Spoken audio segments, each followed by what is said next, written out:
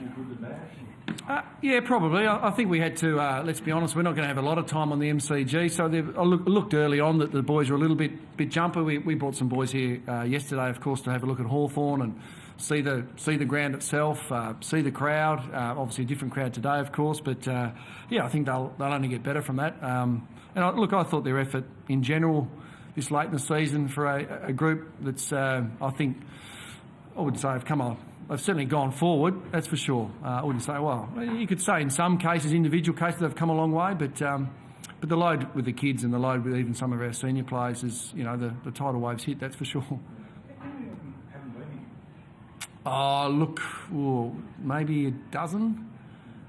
Some have played junior footy here, of course. But yeah, I would have thought out of the group today there would have been at least a half of them, yeah.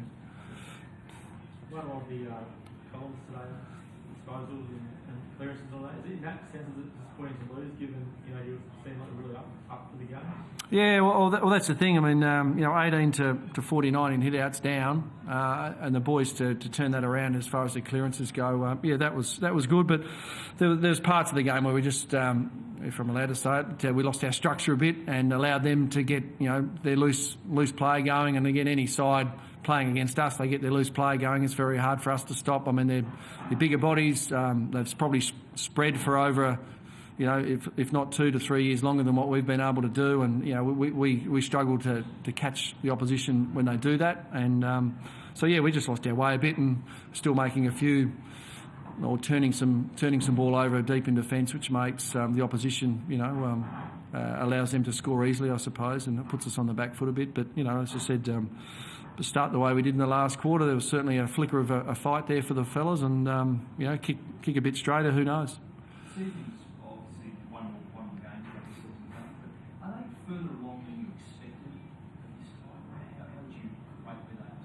Yeah, well, the great unknown is, I've probably said enough over the last couple of weeks about it. I reckon there's been some individual growth where I could certainly say, yep, that's the case. Gee, some of these individuals have rocketed forward now. And I say, look, they're still 18 and 19, but they're playing like men. We think going forward, there's some boys now that we could actually trust to play a whole season of footy next year.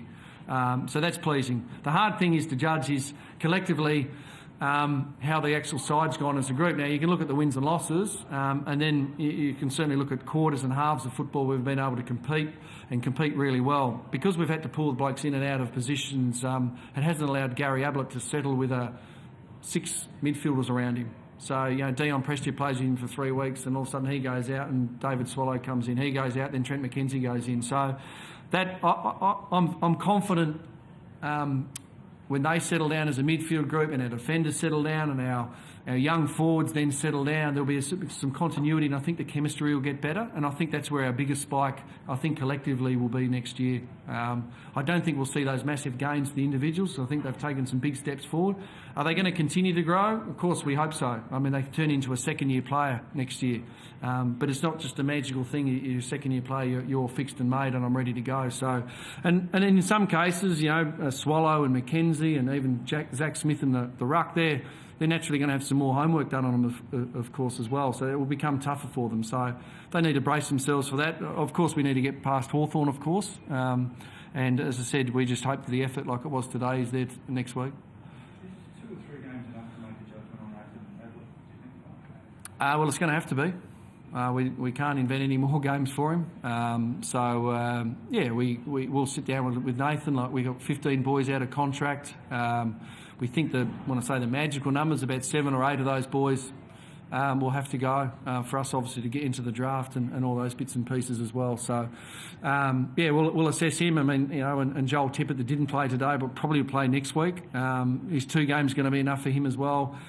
Probably not, but we've got to make that call. We've got to make that judgment. But that's, unfortunately, it's the nature of the beast. How did you assess him today? Yeah, probably similar to last week, thereabouts. He wasn't super, but wasn't disappointing either. He got to where he needed to get to, and and I think it's a life decision for Nath as well, as long as a footy decision. But that's, as I said, that's something.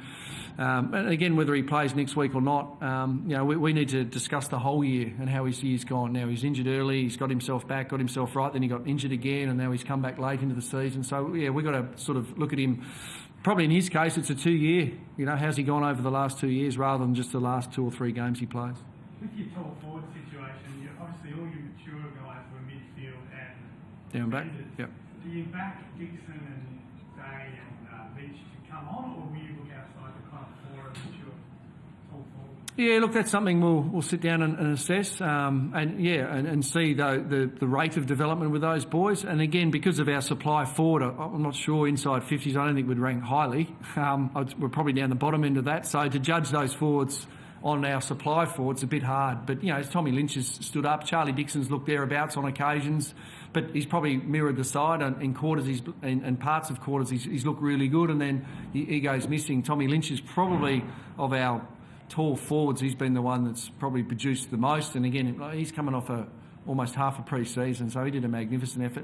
And Sammy Day, of course, I just remember a patch of football for him where he played on 4 All-Australian fullbacks in a row, so the learning curve for him is magnificent, and so we hope now with that education and knowledge of playing on these blokes, he takes that into a pre-season, how he gets bigger, stronger, fitter and faster. Now he's actually got some hope of taking those boys on better. So is there a temptation in that regard to go for a sort of short-term option up forward, knowing that every day and which may take another year or two to really come into their own? Oh yeah, well again that's something we need to discuss as a footy club. But yeah, there's the method of keeping these boys, and again with the midfielders and defenders working better together, they better equipped to use the ball better going inside our forward 50. We would think all those boys are big enough, strong enough, and probably ugly enough to catch the ball on their terms. So it just hasn't been on their terms going forward. But no doubt, if there was a taller option and even a semi-mature option to go forward, and that's where we use Jared Brennan and Josh Fraser a lot this year, they take the best defender. So our big young forwards get the second best defender. But when Josh is not down there and he's in the ruck or not playing, Jared Brennan's being used down back or through the midfield, you look around and they're all 18. One of them is copying the best defender, so it almost, as I said, it's great education, but it doesn't really allow them to flourish. So, yeah, but that's something the club and the coaches and everyone will sit down and talk about at the end of the year, I have no doubt.